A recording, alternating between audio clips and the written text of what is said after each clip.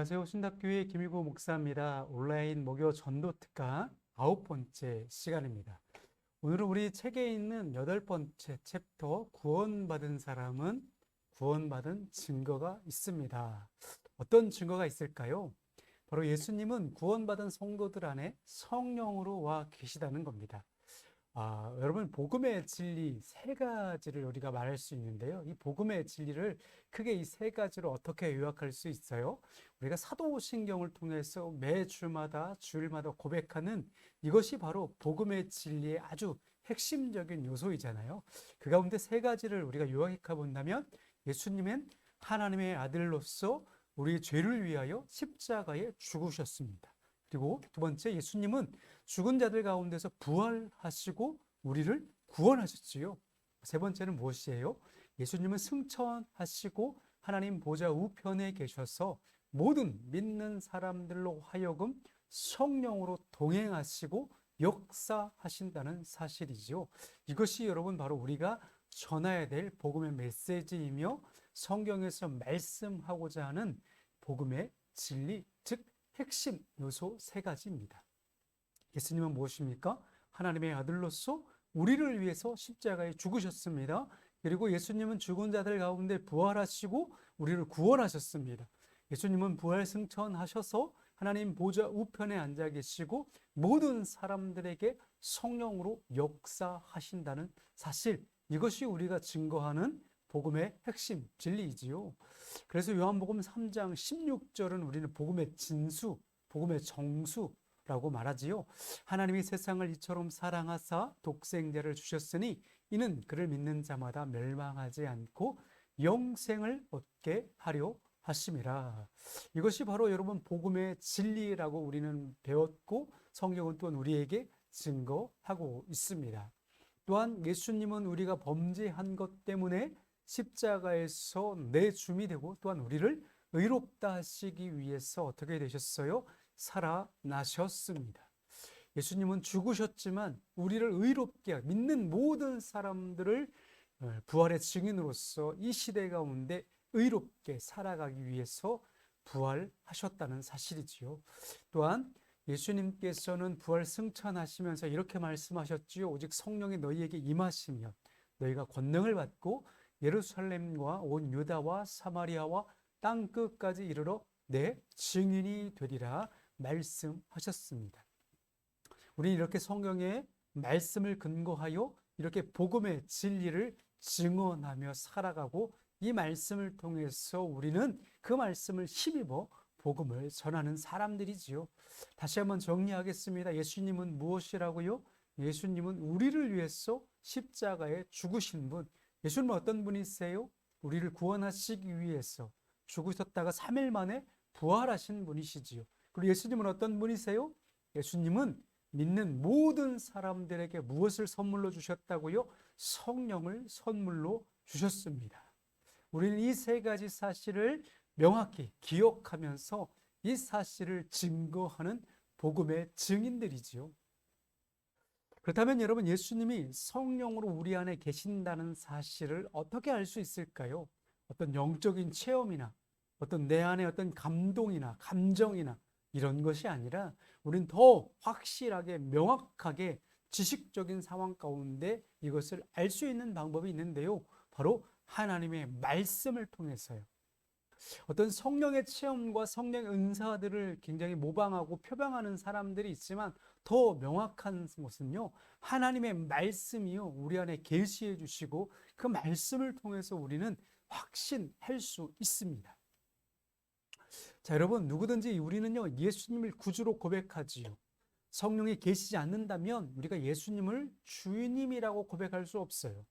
이렇기 때문에 여러분, 예수를 믿고 우리가 예수님을 구주로 고백한다는 사실만으로도 성령이 우리 안에 내주한다는 사실을 믿음으로 고백할 수 있습니다. 고린도전서 12장 3절 말씀. 성령이 아니고서는 누구든지 예수를 주라 시인할 수 없다라고 말씀합니다. 따라서 여러분, 예수님을 믿는다는 사실은요 성령께서 우리 안에 계시다라는 거죠. 예수를 믿기 이전의 사람들 한번 모습을 보세요. 예수를 믿기 이전의 삶의 모습들은 바로 성령이 내주하지 않기 때문에 예수를 부인하거나 하나님과 전혀 반대되는 길을 걸어가는 사람들이 참으로 많이 있습니다. 따라서 우리가 예수를 믿는다는 사실을 알 수 있는 방법은 바로 우리의 입술을 통해서 구주로 고백한다는 사실이지요. 이것은 누가 도와서 가능하다는 거지요? 바로 성령께서 친히 우리에게 증거하시고 우리와 동행하시고 역사하신다는 사실입니다. 자, 이 말씀을 좀 더 우리가 구체적으로 살펴본다면 이 성령의 능력이라는 것이 무엇이냐면 바로 누구든지 예수님의 제자라면 성령께서 내주하신다는 사실입니다. 이 성령의 능력은요, 예수님께 사로잡힌 인생이에요. 예수님께서 저 바닷가에서 그물을 깁던 제자들을 향해서 뭐라고 말씀합니까? 너희들이 이제 고기를 낚는 어부가 아니라 사람을 낚는 어부가 될 것이다 라고 말씀하시자 그들은 어떻게 되지요? 자기들이 들고 있던 그 그물을 다 버려두고 그 배조차 버려두고 어떻게 해요? 예수님을 따라가는 겁니다. 이것이 바로 성령의 능력이시죠. 따라서 이 성령의 능력으로 말미암아 그 제자들은 어떻게 합니까? 부르심에 순종합니다. 예수님께서 말씀하십니다. 베드로에게 그물을 배의 오른편으로 깊은 곳으로 던져라 라고 했더니 베드로 어떻게 하죠? 그 말씀에 의지하여 그물을 던졌더니 어떻게 됩니까? 정말 그물이 찢어질 만큼 많은 고기를 잡게 되지요. 바로 이 성령의 능력이라는 것은 예수님의 말씀, 그 부르심에 순종하는 겁니다. 그리고 이 성령의 능력이라는 것은 예수님과 더 가까이 나아가게 되지요. 이 친밀함이라는 것은 무엇을 말하냐면 영적인 목마름이에요. 우리가 세상 가운데 예수님을 떠나게 되면 어떻게 되지요? 영적으로 갈증을 느끼게 됩니다. 영적으로 목말라하게 되지요. 그렇게 해서 어떻게 됩니까? 더 예수님을 사모하게 합니다. 예수님을 더 가까이 나아가게 하지요. 그래서 우리의 그 부족함을 생수의 강이 흘러넘치듯이 채워주시는 분이 바로 성령의 역할입니다. 그래서 예수님과 더 가까워지고 성령과 더 친밀해지면 하나 달라지는 것이 있어요. 내 안에 죄가 무엇인지 깨닫게 되고 날마다 회개함으로 주님 앞에 더 가까이 나아가는 것이 이것이 바로 성령의 능력이고 성령께서 우리 가운데 내주하셔서 하시는 역할이지요. 또 한 가지 하나님을 아버지라고 고백하게 합니다. 성령께서 우리 안에 내주하는 사람은요, 하나님을 아버지라고 고백하며 시인하며 기도할 수 있습니다. 로마서 8장 15절에서 16절 말씀에 보면 너희는 다시 무소하는 종의 영을 받지 아니하고 양자의 영을 받았음을 우리가 뭐라고요? 아빠, 아버지라고 부르짖을 수 있습니다. 하나님을 아버지라고 부를 수 있습니다. 그러면서 성령이 친히 우리의 영과 더불어 우리가 하나님의 자녀된 것을 증언하신다라고 말씀하고 있습니다. 성령께서 우리 안에 내주하심으로 말미암아 하나님을 아버지로 고백할 뿐만 아니라 우리는 하나님의 자녀된 것을 증언하시는 분이 누구시라고요? 성령이라고 말씀하고 있습니다. 그리고 세 번째, 하나님의 은혜를 경험하게 됩니다. 성령께서는요, 우리를 거듭나게 하시는 분이에요. 전혀 새로운 삶을 살 수 있도록 인도하셔서 우리로 하여금 하나님의 은혜를 경험하게 하시는 분이시죠. 에베소서 2장 8절 말씀 보세요. 너희는 그 은혜로 말미암아, 그죠? 그 은혜로 말미암아 구원을 받았으니 이것은 너희에게서 난 것이 아니고 하나님의 전적인 선물이라는 겁니다. 우리가 구원을 받고 그 하나님의 은혜를 경험할 수 있는 것은 우리의 노력이 아닙니다. 성령께서 하시는 일이에요. 그래서 우리는 하나님의 은혜를 받았다고 고백하지요. 누가 하시는 거라고요? 성령께서 하시는 일입니다. 성령께서 저와 여러분의 삶을 날마다 새롭게 변화할 수 있도록 그 은혜에 머물 수 있도록 인도하시는 분이 바로 성령이라는 사실입니다.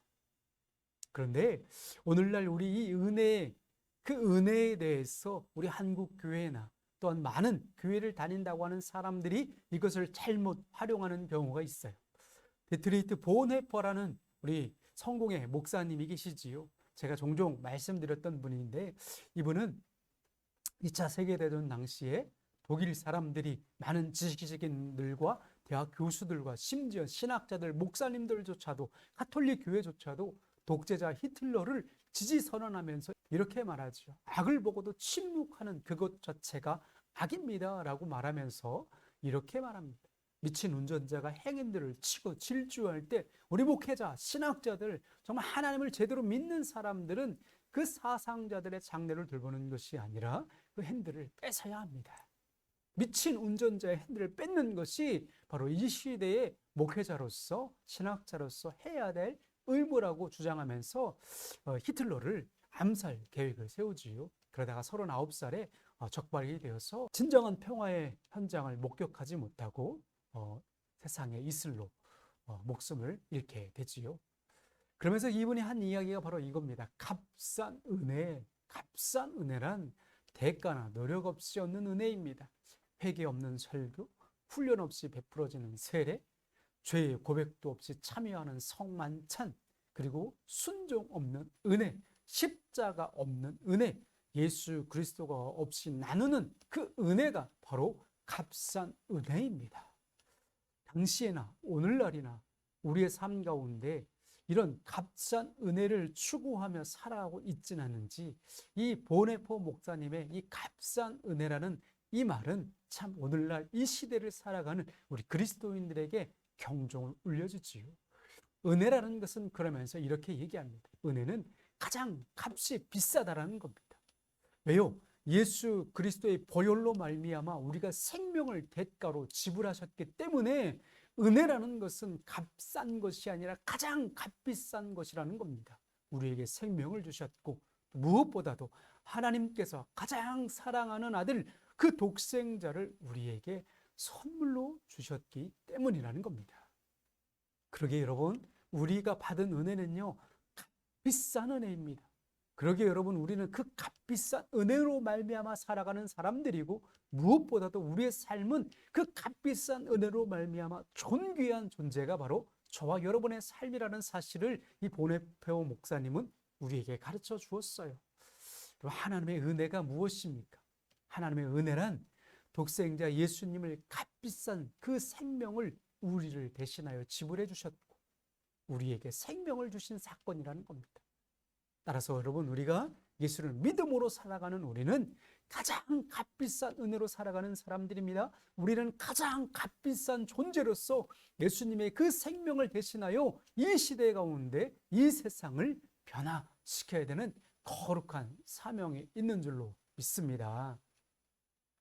네 번째, 여러분, 성령께서 우리 안에 내주하신다는 그 상황은요, 바로 하나님의 일을 하고 싶은 마음이 생긴다는 겁니다. 하나님의 일이, 하나님의 일은 무엇입니까? 하나님이 기뻐하시는 일이겠지요. 바로 하나님과 교회를 위해서 내 안에 뭔가 하고 싶다, 그런 마음이 생기는 것, 이것이 바로 성령께서 내주하신다라는 증거입니다. 고린도전서 12장 말씀해 보면 우리는 은사장이라고 하죠. 이 모든 은사를 누가 주장하시는 거예요? 성령께서 하신다라는 거예요.